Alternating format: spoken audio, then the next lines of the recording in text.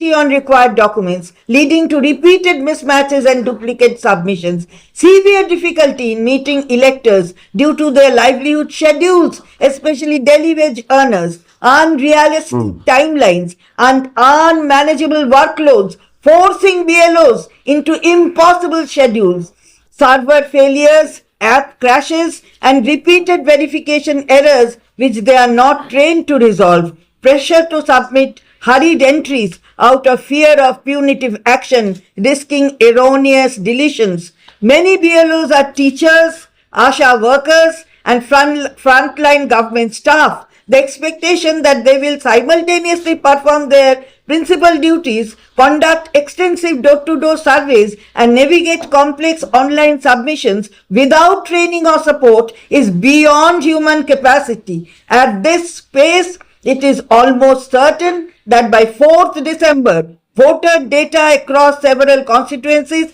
cannot be uploaded with accuracy, paving the way for mass errors and the potential disenfranchisement of genuine voters. This situation strikes at the core of electoral integrity. We urgently request you, this is our request which we have made, suspend coercive deadlines until proper training SOPs and support systems are provided. Establish immediate help desks, technical support lines, and district level troubleshooting units. Provide BLOs written operational guidelines with clear instructions and documentation norms.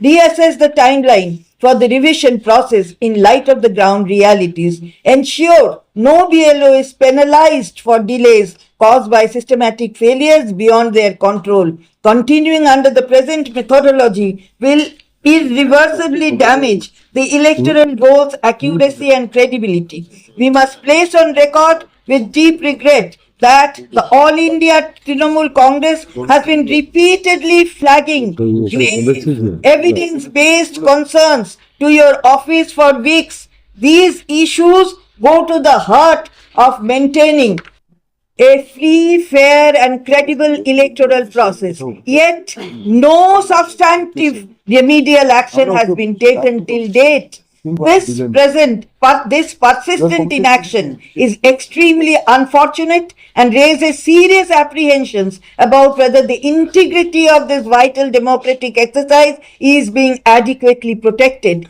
When the implementing authority repeatedly ignores systematic failures, it is the voter who ultimately pays the price.